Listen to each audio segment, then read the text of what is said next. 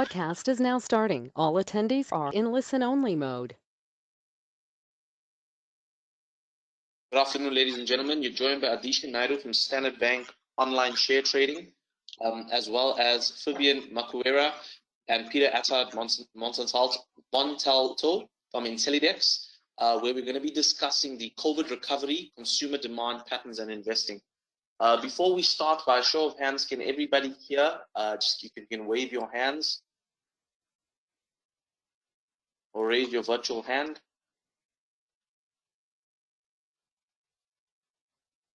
You can see 1, 2, perfect.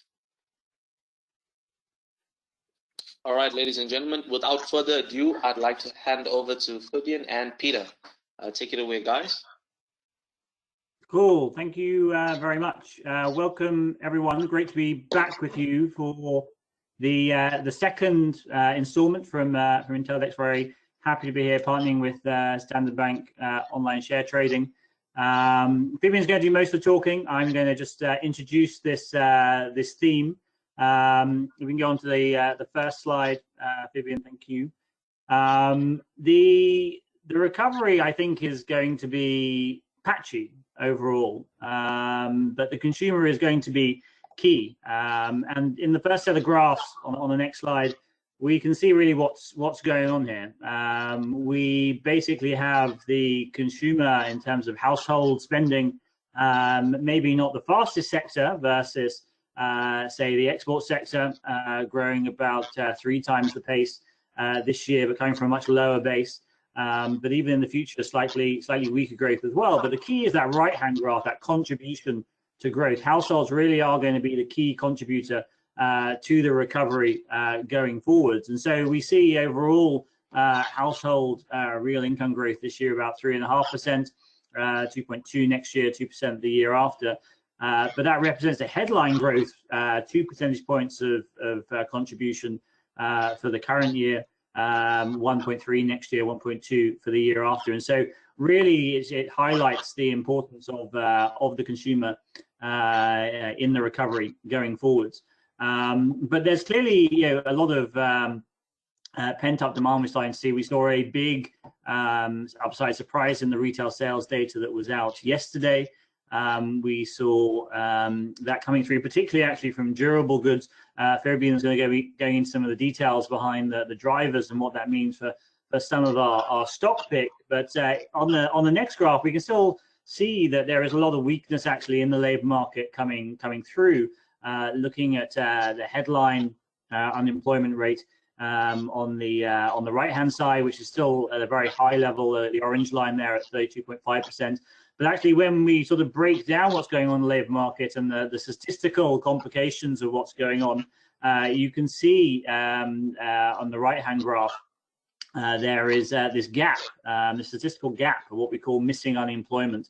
There's still about 1.5 million people not encapsulated in the data who are out of a job at the moment, and that's extra consumer demand as they get reabsorbed as the economy starts to recover. But it shows, I think, an important unevenness in the labour market and in consumer demand going forward. It's going to be a very important factor going through the rest of this year as the economy keeps recovering. But on to the next graph, we are against a backdrop of pretty low inflation. I think I touched on this in the first webinar. We have a big differentiation going on between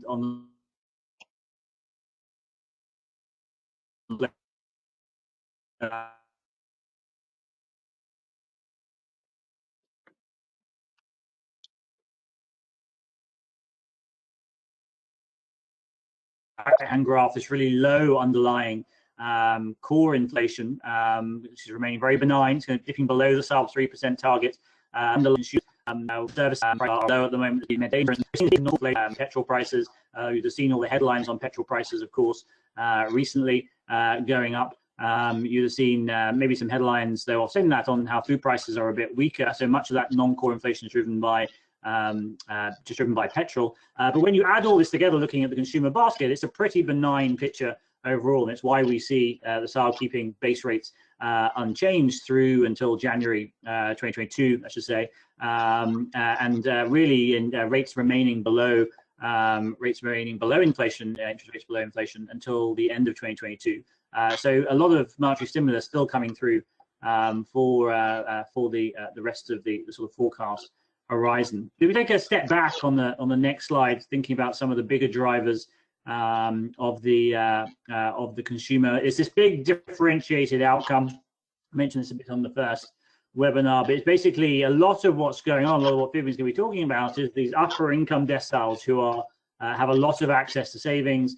They have access to credit. They are able to buy big ticket items that outweigh the weaker sort of smaller individual sort of baskets that are being bought by lower income deciles. And so it's a big step up in inequality that we see through the year. And we need to have that in the back of our minds when we're thinking about what's going on. At the same time as a lot of consumption of durable goods, say, is happening, that we can see at a headline level that's been driven by upper income deciles. We should remember at the same time there's a lot of evidence, for instance, from the NIDS CRAM survey about increases in child poverty, access and ability to pay for things like early childhood development centres have become a lot more challenging. And so there's a lot of nuance behind the picture of what is going on, but from the stock perspective, from what's driving earnings is really going to be coming from these upper income deciles. But the lower income deciles are important to remember because of the policy implications and what is going on that front. So, you know, from the budget, we had that below inflation increase in social grants. That's dragging down consumption a little bit for some of those lower income deciles. We're not necessarily seeing that in the headline data.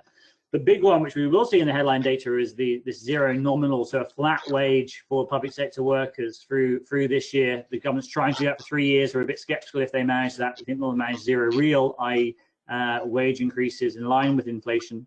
But that's a big chunk. I mean, we're talking here, you know, a good 40% of 35–40% of particularly the middle class is in particular public sector employees in some broad definition. So very important what goes on that front.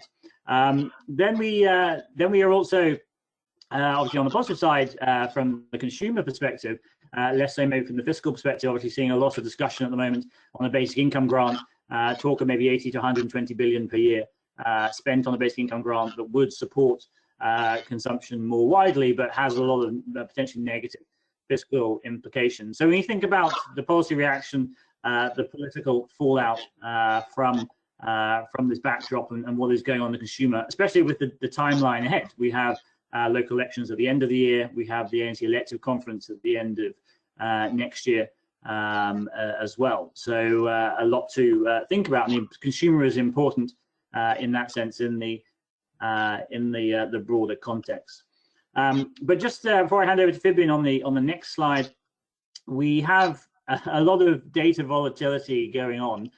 This is retail sales data that's going to come out shortly, or a story is about to come out shortly. We're going to see these crazy high numbers for year-on-year growth, and we should remember lockdown was a year ago. And so we're going to see like these 100 percentage point year-on-year prints in retail sales off the base of the hard lockdown in April last year. That masks what's really going on. And I think for everyone looking at consumer stocks, we need to bear this in mind. We much rather look at this 3-month on 3-month seasonally adjusted, and you can see much more interesting dynamics going on when we start looking at our forecast here, as we've highlighted with the arrow. This little bubble up that we are seeing now through the first half of this year is as we're seeing a lot of pent-up demand being let into the economy, a lot of savings starting to flow out, etc. And it's going to be these underlying measures which are important and should be sort of analysed in the data that starts coming out in the months ahead, not just some of those sort of crazy high headline numbers that we may well see. But that's just some broad context to start. Phibion is going to go into a lot more detail. I'll hand over to you now, Phibion. Thank you, Peter. Good afternoon to our listeners. I'll build on what Peter has just discussed. Overall, I'm going to focus on 2 sectors, which is travel and leisure and home improvement. we'll try to make a case for why and how they are likely to benefit as the economy recovers from the COVID-19 slump. Specifically, we are looking at how consumers have benefited in an unexpected way, and how it will act as tailwinds for the two sectors. Most of what will be discussed in this presentation is premised on the success of ongoing vaccination and subsequent economic recovery. We still caution that risks are more to the downside. I think Peter has touched on that a bit in the short term due to the slow rollout of vaccines. So generally, we are taking a medium-term view. Our view on future consumer behavior trends is informed by various research from the likes of McKinsey, Bloomberg, Euromonitor, and as well as anecdotal commentary that we have seen coming through mainstream media from several company CEOs and management. These findings incorporate trends emerging in economies that are ahead in the vaccination curve. And so what has happened is consumer savings have been bolstered due to less spending as certain socioeconomic activities were restricted. And both employees and employers in the main seem to agree on working from home as the new normal, even after COVID. So consumers are shifting focus to healthier lifestyles and overall well-being, as well as towards experiential products and services. We believe this will be a tailwind for the travel and leisure sectors and home improvement. While there are other sectors likely to benefit, such as healthcare and tech, our discussion today focuses on leisure and home improvement sectors.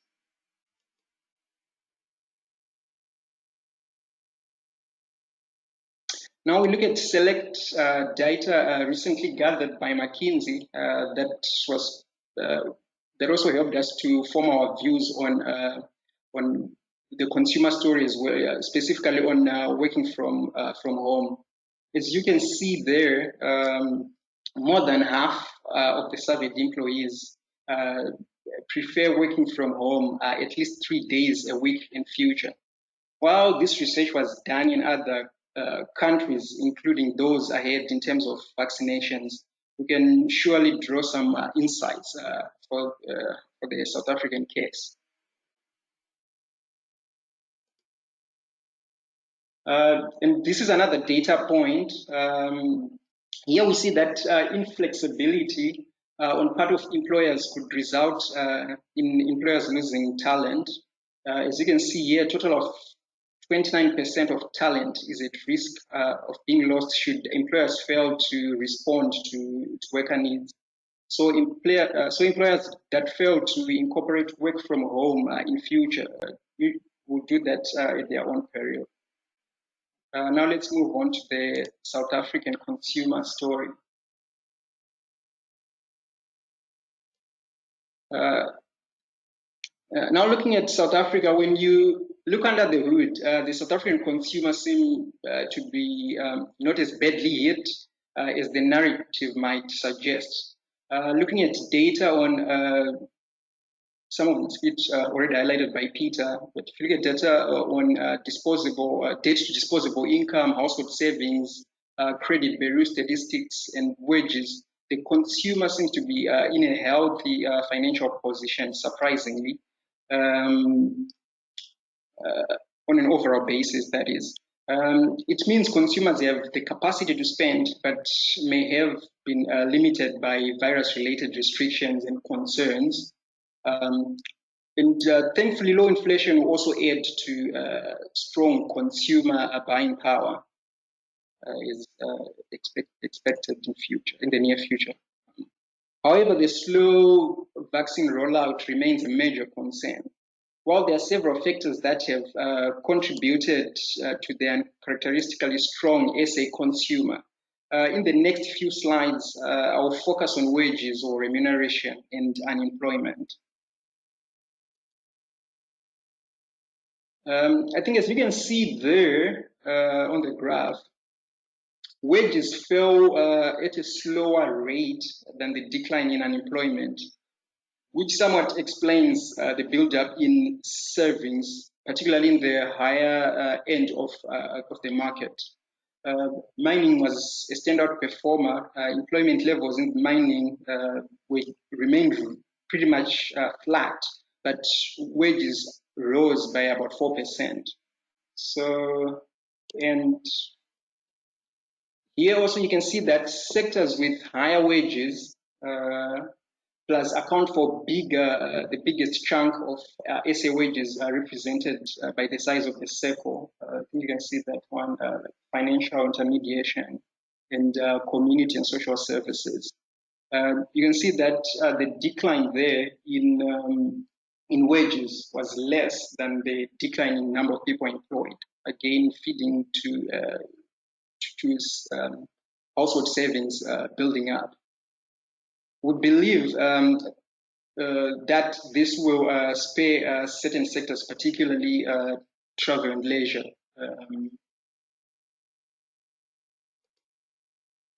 Again, looking at the savings story, you see that historically, on average, household savings have, as a percentage of GDP, have been negative, but turned positive quite recently, which feeds into the strong consumer story. And with many restrictions in place due to the virus outbreak, people have been starved of leisure and travel.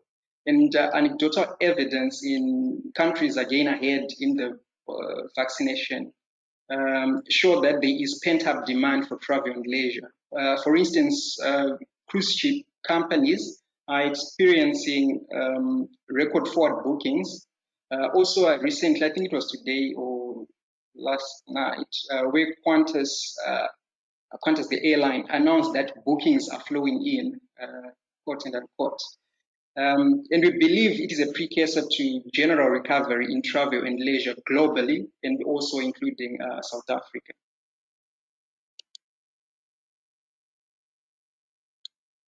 Unfortunately, when it comes to the accommodation and the hotel space, or generally the leisure sector, things in the sector remains dire, although we are starting to see recovery. I think you can see that V-shaped recovery at the bottom there.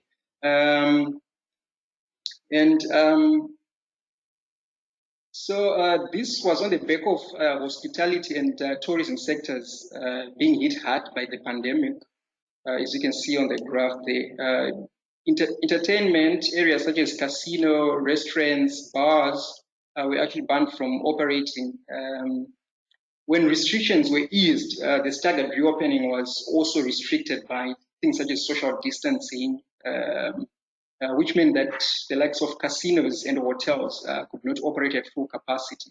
Again, they were further negatively affected by things such as the alcohol ban, the curfews, and restricted movements in general. This meant that South Africans had little time to spend in the form of entertainment and travel. Some of this, again, contributed to increase in savings, and again, contributes to that pent-up demand where people are yearning to go out when they get the chance. And as far as savings are concerned, we saw that the household savings hit a 15-year high, which again bodes well for discretionary spending in future. Yeah, we expect that vaccine rollout, eased restrictions, pent-up demand, savings build up means that there will be a surge in demand for travel and leisure. This will likely be sustained by permanent changes to work life, where working from home becomes a permanent feature.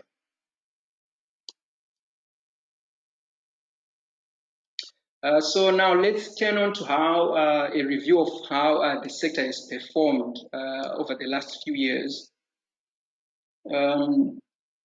So here I've got about 3 hospitality companies pitted against the all-share index.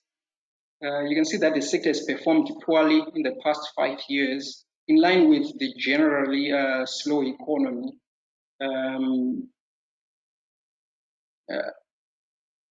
This is actually more pronounced for the sector, as it relies on discretionary spending, which makes the sector generally a cyclical sector.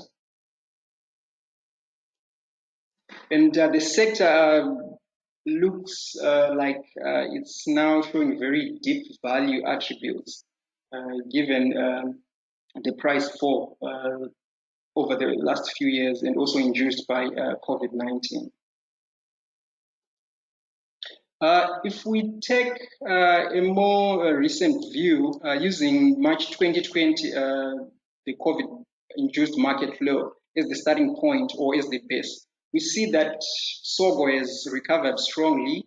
Sun International is still struggling. The company was already battling debt covenants breaches even before COVID. It is in the process of disposing certain assets to comply with debt covenants. City Lodge was forced to embark on massive rights issue. That's why you see that it's, in terms of performance, is the worst, as you can see on the graph,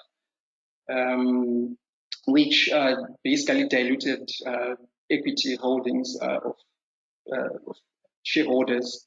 And this money was pretty much raised to support some of its debt obligations and commitments, including a BE deal.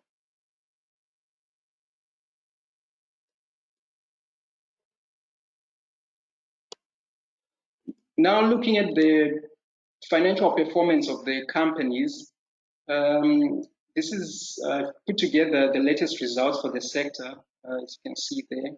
As you can see, revenue was really hit hard during the pandemic, due again to those many restrictions that we've alluded to earlier on.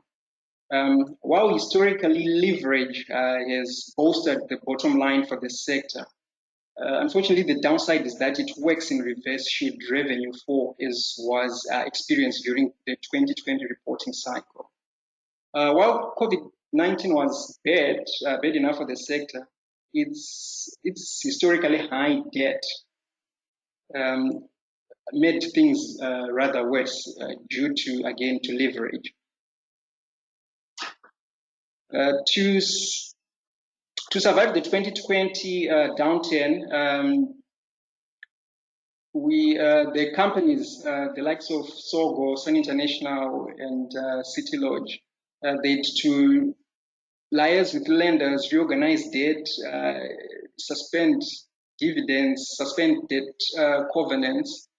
In the case of City Lodge, as I've mentioned, it was compelled to raise equity at very depressed valuation, which was extremely dilutive.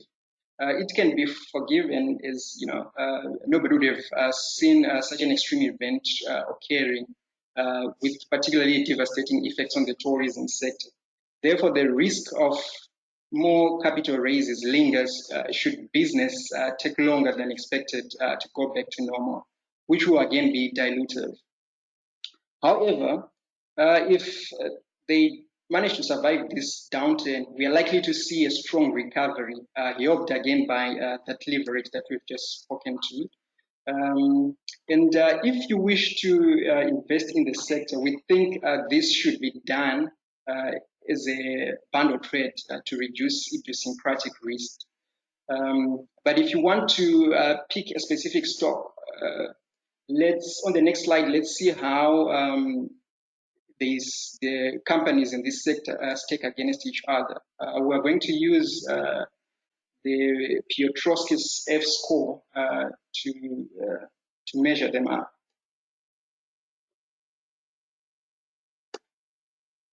So the F score, I'll just give a bit of background. The F score is a measure of company financial strength. and is a composite of 9 financial metrics. A stock is assigned a binary score for each metric, and then the 9 scores are summed up to give the F score for the stock, which ranges from 0 to 9. When this F score was applied in US by Piotrowski in between 1976 and 1996, it was found out that stocks with deep value attributes outperformed all stocks by about 7.5% on average per annum. If that deep value stock had a very high F score of say around 7, 8, 9. Again, a study was done more recently in 2014 in the emerging markets, again to see if the F score is predictive enough in emerging markets, and it was found that the application is pervasive, including for South Africa between 2000 and 2011. So if we apply it to our case here, we see that historically, Sogo looks more stable than peers based on the F score. Relative to peers, Sogo has managed its debt better and has shown more pricing power. Again, I just want to reiterate on the tailwinds of the overage sector, because I might have painted a very gloom picture based on the recent performance.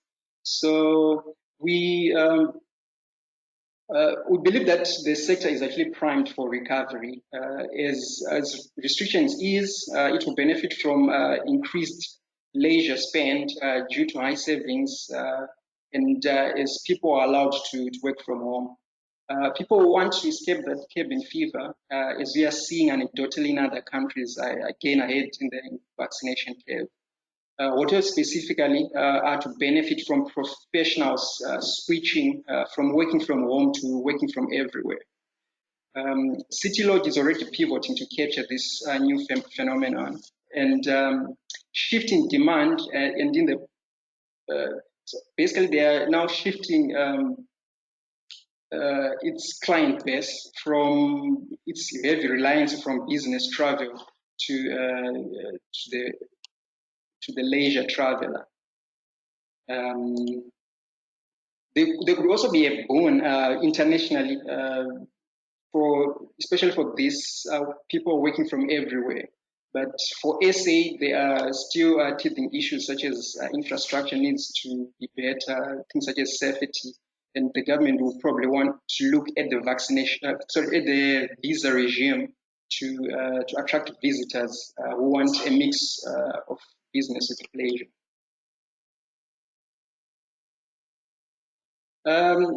The other sector that we believe will benefit from working from home is the home improvement sector.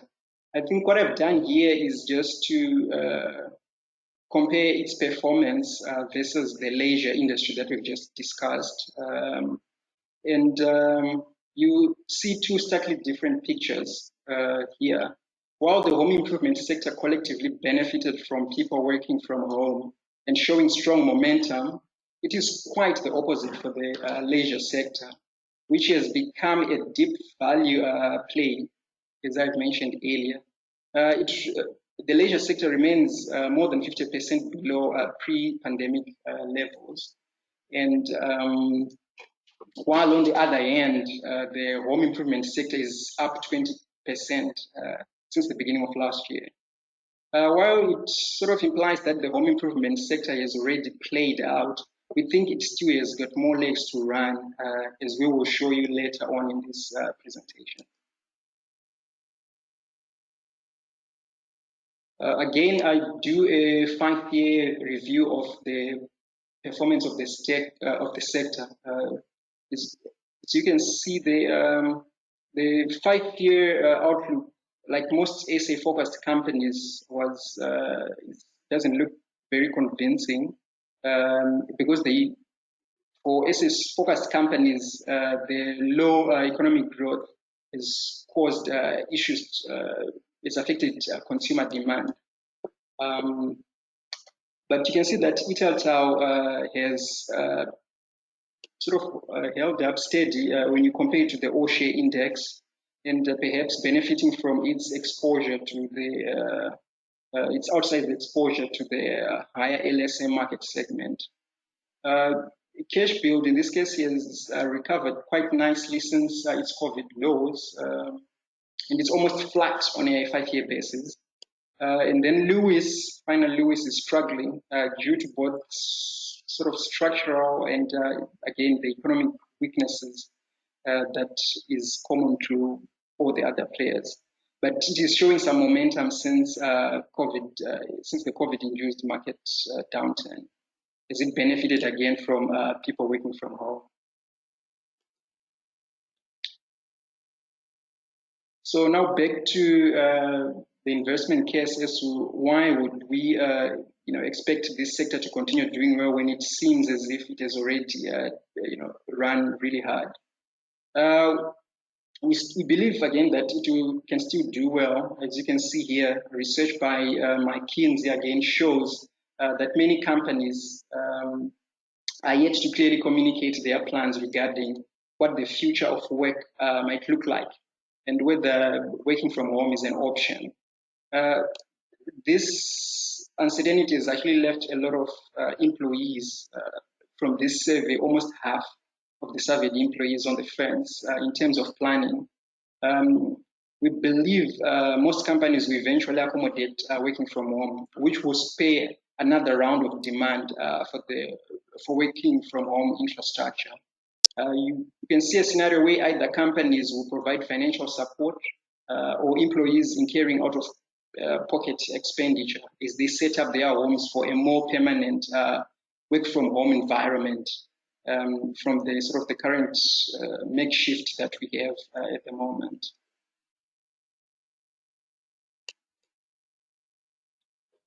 And then this table again is based on the latest financials available for each of the companies. The sector did quite well, as you can see, from a top line level, at a top line level basis. It has got strong finances, again helped by the COVID-induced tailwinds. Unlike the travel and leisure sector, this sector collectively has a strong balance sheet and is likely to survive a more drawn-out recovery. So again, using the F score, we see that cash build has over the last few years shown stronger fundamentals relative to its peers. It stands out on debt management and dilution. Basically, it hasn't engaged in any activities that dilute shareholder value.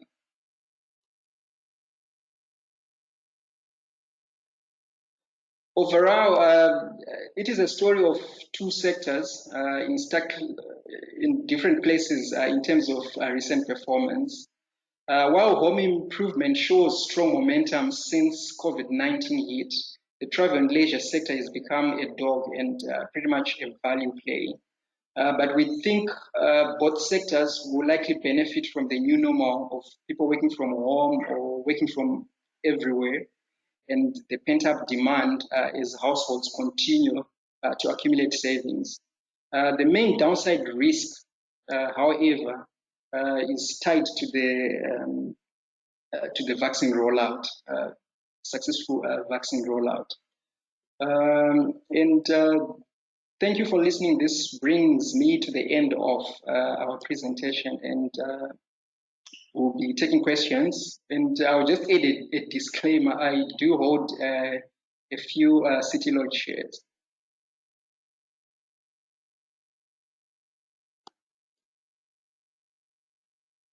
Hi, Peter, you can take over. Cool, thank you very much, Phibion. So yes, please tap some questions in the Q&A function. We've had one already. Will be basically, sorry, just reading this. When the hotel sector suffer from work at home, less travel, more Zoom. I suppose that's, you addressed that a bit, but we can go into that a little bit more detail. What really, is the driver here on your views on the sector, the recovery from low base? Where's pricing? Where's valuation? Of finding this sweet spot as people can work from anywhere.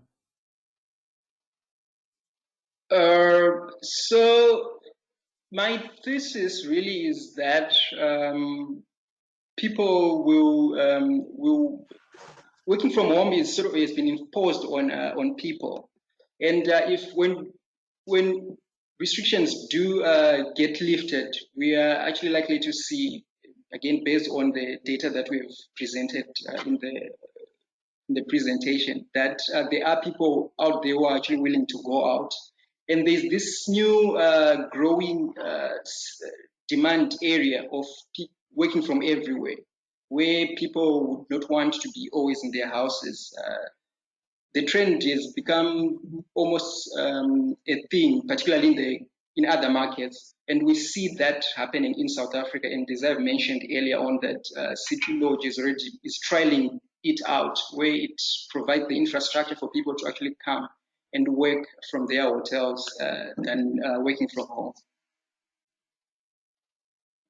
Back to you, Peter. I suppose there's a follow-on question from that as well that's come through around City Lodge. I mean, how much do you think it can continue sort of its performance? Has it started pricing this in already, or we think there's some more to go?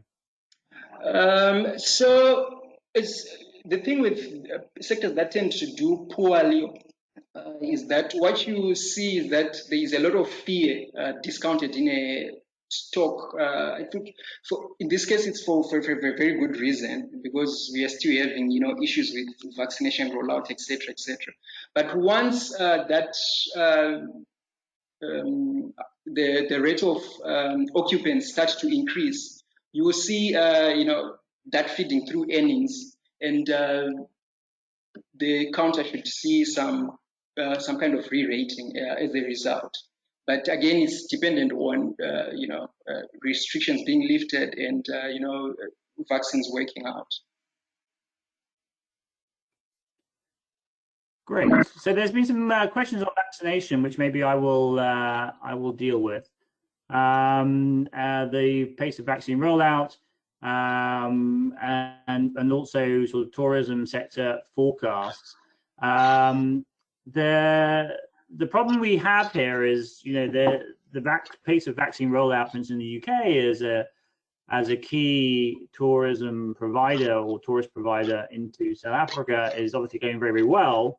But the lack of pace in South Africa means that it remains a country on many red lists. We expect South Africa to remain on the new red list for the UK, for instance, when we have a new regime in the UK from middle of May. And similarly, direct flights are likely not going to be possible from many key European tourist originating places such as Netherlands, Germany, etc., for some time. And this is really why the pace of vaccination in phase 2 that's going to start in the middle of May in South Africa is so important. We've heard Discovery say they can do 50,000 people a day, probably can. But what is the pace that can be sustained that really allows you to start moving the needle enough that these offshore governments can start changing or recategorizing South Africa. And the government's committed to a 200,000 per day target, which maybe you can reach at certain points, but can you sustain that through the whole year? We're quite skeptical. So we think we sort of come in the 100, 150,000 per day range, probably at best. And so, I mean, I think it's not really until the end of phase 2, which we think can happen by the start of December, so covering over 60-year-olds and over 40-year-olds with comorbidities in phase 2A and 2B, that we think maybe you can see some more sustainable unlockings, some more sustainable recategorization of South Africa on foreign governments' lists.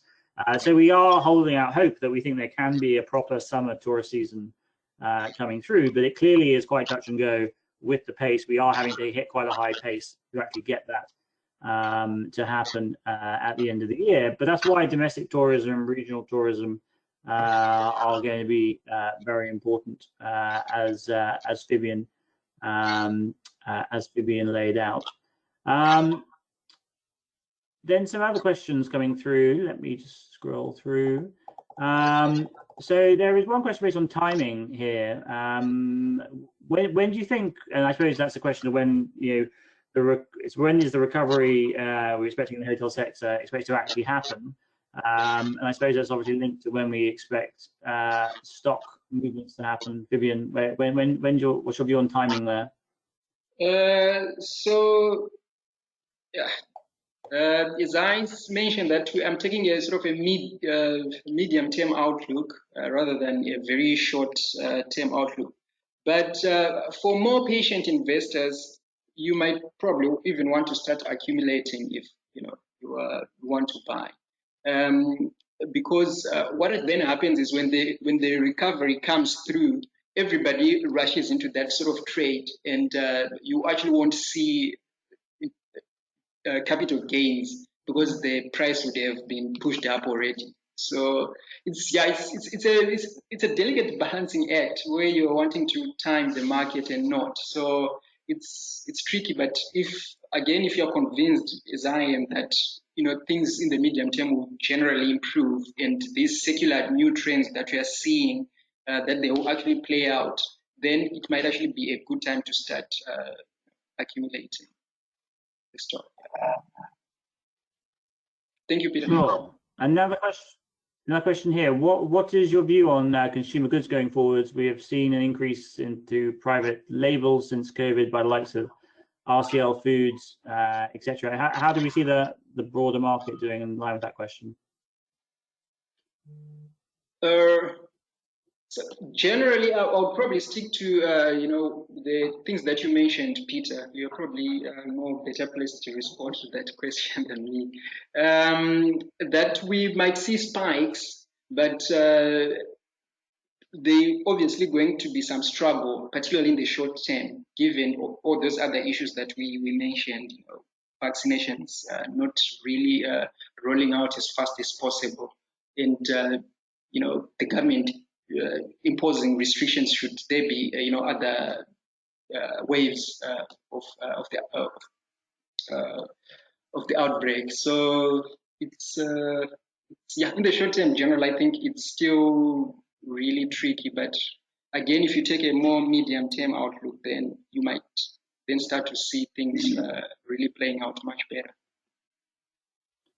Yeah, so we're seeing in the short term, from some of this access to credit, some of these savings, durable goods do somewhat better. We saw that in the retail sales data yesterday in furniture, say, that category doing particularly well. We think that's sustained through the first half of the year. There are some interesting cases to watch on price points, particularly with what the localization that's happening, say, in the textile industry. Maybe some of those semi-durable goods we're watching maybe have a slightly longer boom through the middle of the year, particularly as we see a broader segment of consumers are buying into textiles, that sort of textile type localization story, affecting a wider group of consumers maybe than the durable goods story. And then on sort of on non-durables, we're watching what happens around agriculture in particular. We've obviously seen very, very strong harvests, but rising offshore prices in foods. And it's going to be quite interesting to watch if we can actually see food prices soften a bit further. That maybe encourages a little more spending on that front. So some complicated dynamics going on that front. Just remind people to tap into the Q&A box if you have any more questions. Thanks for everyone who has been doing so far. Another question, Phibion, for you. Is CLH expected to raise more cash through a rights issue this year?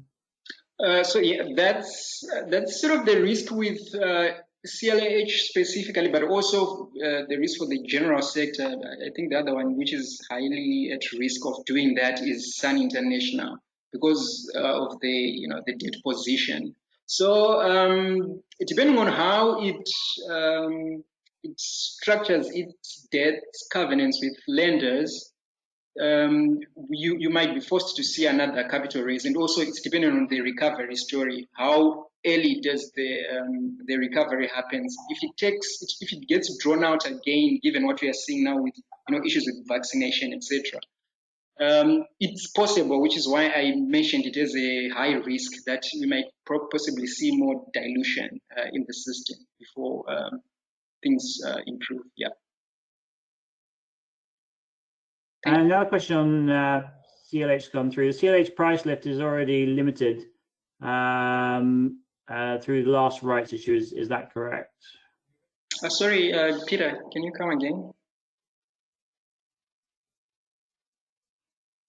The question was that the CLH price list has already been limited through the last rights issue. They're asking if that's sort of the correct view to have. I suppose so, but as I say, that it's tricky. It really depends on how management deals with with other lenders, other sources of liquidity.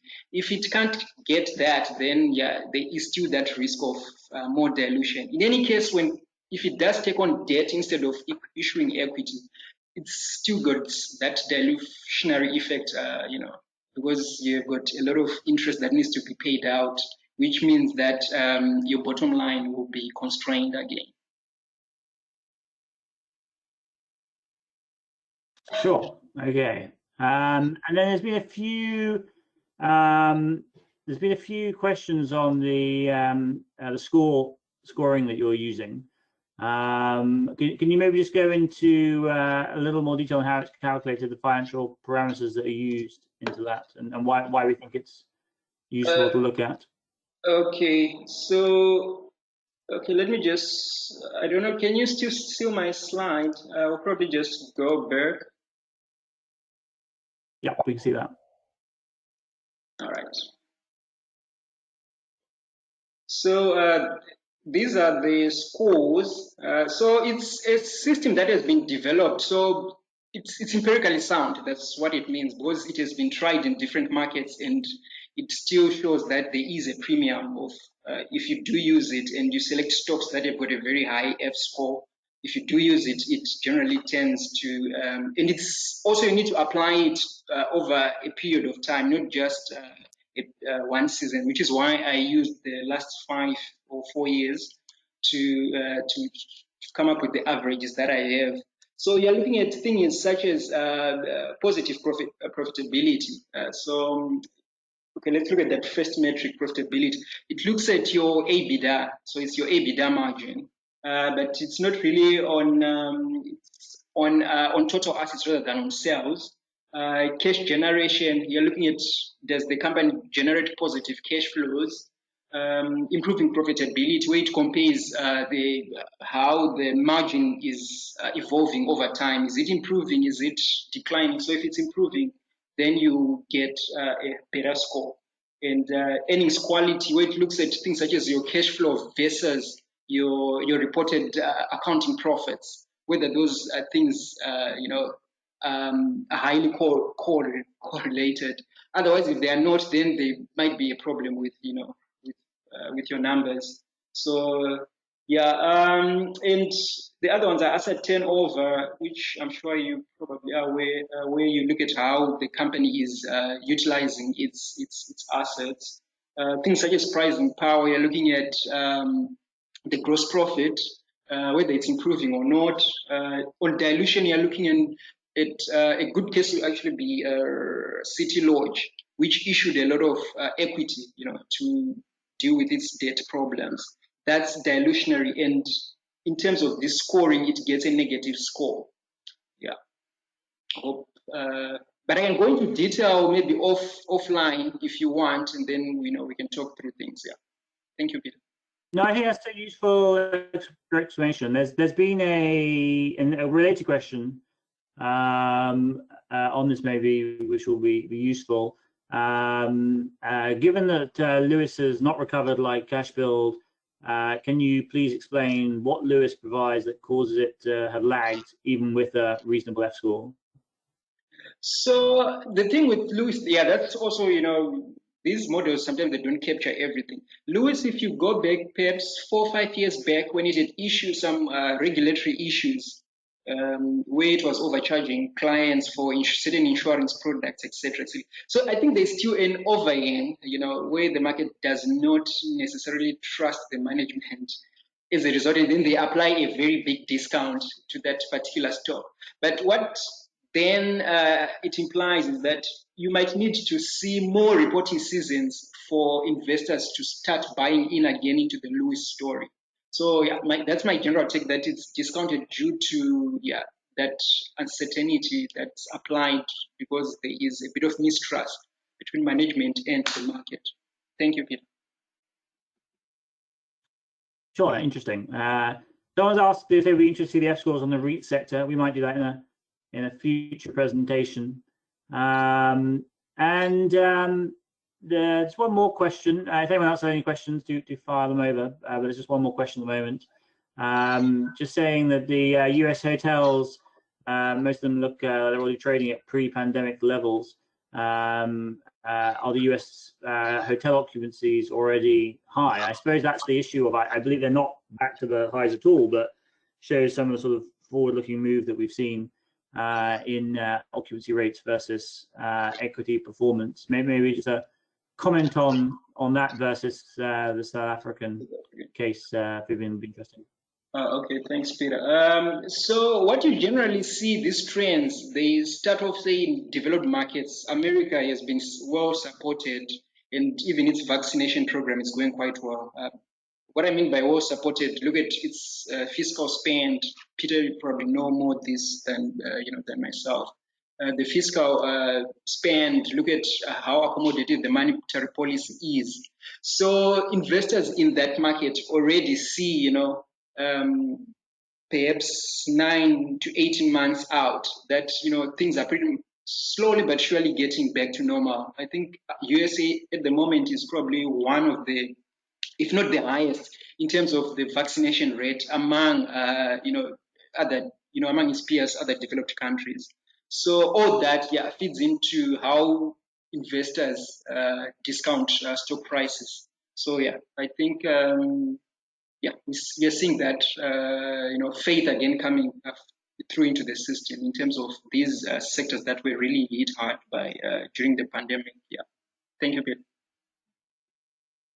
Indeed, a lot of other factors going on in the US, massive fiscal stimulus obviously coming through, direct check transfers to individuals, and that's why we're watching things like a basic income grant in South Africa as a quite different dynamic. I'm sure where the people getting them in South Africa are not going to be going out to hotels, but the implications of that for consumption, etc., are still very important. But that was all the questions. Thank you everyone for joining for our second collaborative presentation. I'll hand back to Standard Bank to close off.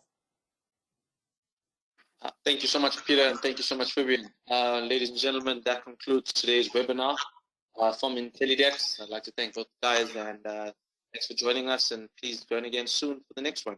Have a lovely afternoon, guys. Bye.